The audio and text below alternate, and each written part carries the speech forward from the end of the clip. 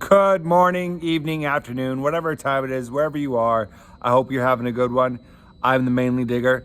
This video is about Nazis, Germans, and U-boats in Maine. It was reported that multiple German spies had gotten into the United States. This dude just looks like a pompous asshole. In World War II, obviously, but it made me think. I was thinking about Nazis for whatever reason. I think I was watching Hunters, which is about Nazi hunter in I think the 70s.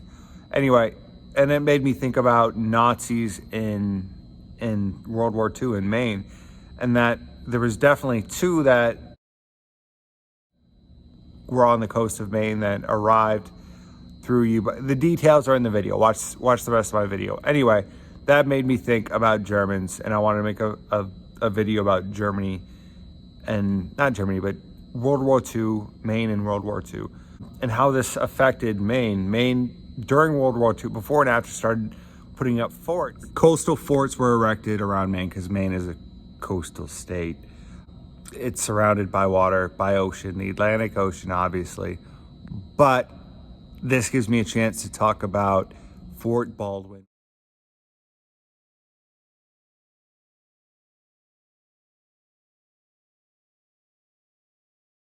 which is one of my favorite forts. I've done one video on it, and it gives me a chance to use my pictures that I took, reuse them, because I love this fort.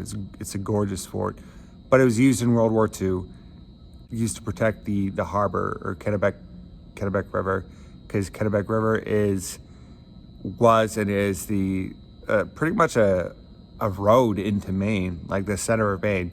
You can take the Kennebec River all the way into the central Maine. But here's some photos.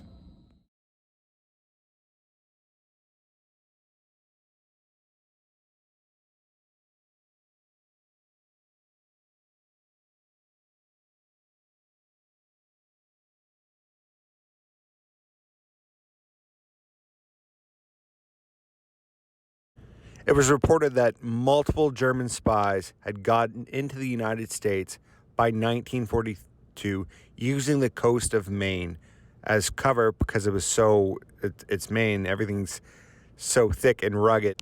Two of these spies, William Kolpow and Erich Gimpel, were caught.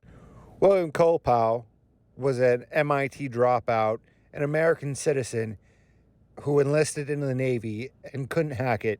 He was kicked out because he was emotionally unstable, and then defected to Germany. This dude just looks like a pompous asshole. Turns out he made a horrible spy too. He was a drunk and got the two caught. Gimpel was the eldest of the two and the more of a classically trained spy. He was the spy. He's the definition of a spy. He was stationed before the war in South America, where he was a radio operator and reported on the incoming, outgoing boats back to Germany. Once the war started, he went back to Germany, became an SS officer, and then he got even more spy training. He's the definition of a spy. When the FBI caught him, the FBI agent said, and I'll even put it out, I forgot exactly what he said, but he pretty much said, your counterpart was the reason you failed. Here they're talking about Kolpow and how Kimball should have shot him when he got ashore. I think that's just funny. So this is how the operation went. A U-boat brought them to Frenchman's Bay. A crew rowed them to the shore, and then they got off at the shore. From the shore, they walked 4 miles to Route 1. As you can see here, this kind of surprised me. You have Acadia National Park to our right, Frenchman's Bay above it, and then Route 1 is circled. It just amazes me how close they got, or how they got to Acadia National Park.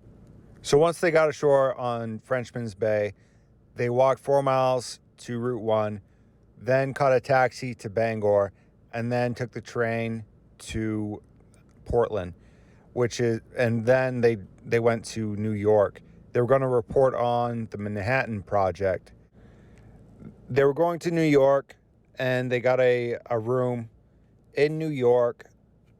But good old Billy Boy here, he started to drink too much, $15,000, and just went on a bender. The FBI kind of picked up on it and started tracking him, and that was how they got caught, because the Billy Boy couldn't stop. So during World War II, German U-boats were horrible. They attacked U.S. shipping, but it wasn't really reported on.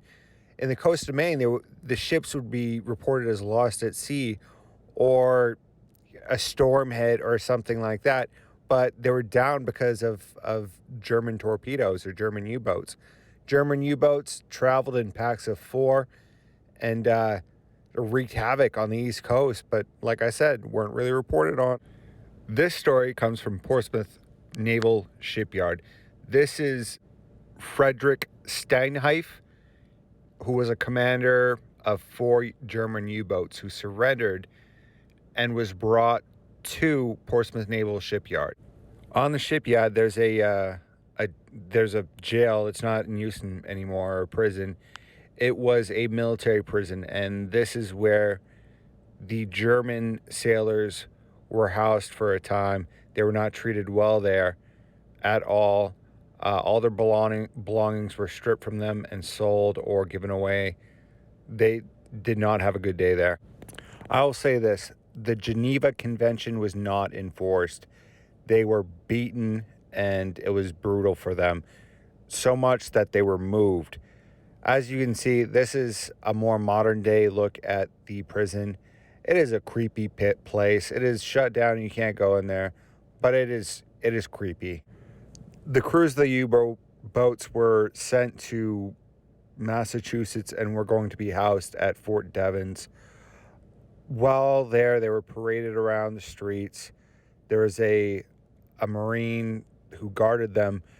The officer who was in charge of interrogation told the Marine to physically abuse and beat the captain, this guy Frederick, and it wasn't good at all. He got beat. This is his gravestone in Fort Devens. He committed suicide.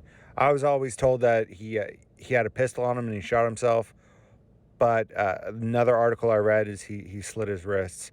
Either way, I was at Fort Devens for like 3 months, and I had worked at Portsmouth Naval Shipyard, and I heard the story about the German U-boats and the officer that killed himself.